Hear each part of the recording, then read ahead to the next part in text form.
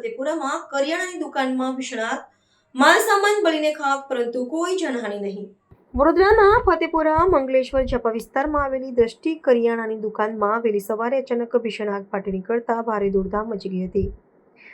આગના આ ગંભીર બનાવની જાણ થતાં જ સ્થાનિક અગ્નિશામક દળના જવાનો તાત્કાલિક ઘટના સ્થળે પહોંચી ગયા હતા અને સતત પાણીનો મારો ચલાવીને આગ પર સંપૂર્ણ કાબૂ મેળવી લીધો હતો। આ દુકાન ગીચ રહેણાંક વિસ્તારની મધ્યમાં આવેલી હોવાથી આગ વધુ ફેલાવાના ડરથી આસપાસના સ્થાનિક રહીશોમાં ભારે ભય અને ગભરાટનો માહોલ છવાઈ ગયો હતો।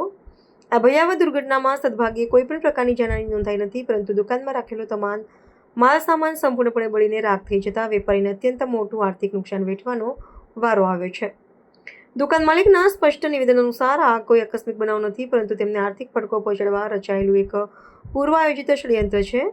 નોંધનીય છે કે આ જ દુકાનમાં ભૂતકાળમાં 2 વખત ચોરીના બનાવો પણ બની ચૂક્યા છે, જે આ સમગ્ર ઘટનાના મૂળમાં કોઈ ગુનાહિત ઇરાદો હોવાની શંકાને વધુ પ્રબળ બનાવે છે।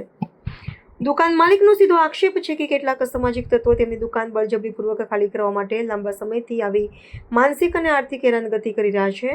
આ ગંભીર આક્ષેપો અને આગની શંકાસ્પદ પરિસ્થિતિને ધ્યાનમાં રાખીને પોલીસ તંત્રે તાત્કાલિક સ્થળ પર પહોંચીને સઘન તપાસનો ધમધમાટ શરૂ કર્યો છે। સુરક્ષાકર્મીઓએ પીડિત વેપારીની પ્રાથમિક ફરિયાદ નોંધીને નિષ્પક્ષ તપાસ કરવા અને તમામ પુરાવો એકત્રિત કરી જવાબદાર ગુનેગારો સામે કડક કાનૂની કાર્યવાહી કરવાની સંપૂર્ણ ખાતરી આપી છે।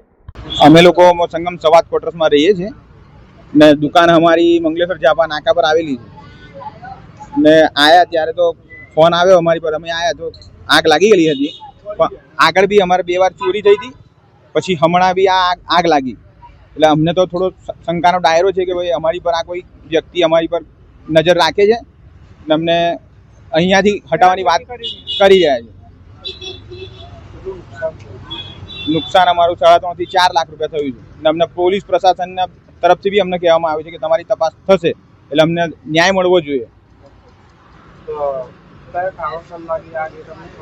હા, કારણ તો અમારે એવું છે કે અમે આયા ત્યારે આગ લાગેલી જ હતી અને લાઇટ પણ ચાલુ હતી, લાઇટો બી ચાલુ હતી, પછી આયા પછી લાઇટનું કનેક્શન કાપી નાખેલું છે, એટલે અમને તો થોડો ડાઉટ છે જ, શંકા છે જ કે અમને અહીંયાથી દુકાન ખાલી કરીને અહીંયા સંગમ સવાદ રહેવાનું ને અહીંયા દુકાન ખુલી છે, એટલે અમને ખાલી કરાવવાનો એ લોકોનો પૂરેપૂરો ઈરાદો છે, એટલે અમને થોડી શંકા તો છે જ।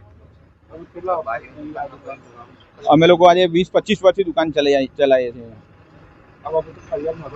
હા, ફરિયાદ તો નોંધાવી પડશે, અમે પ્રશાસન પર પૂરેપૂરો ભરોસો છે કે અમને ન્યાય મળશે।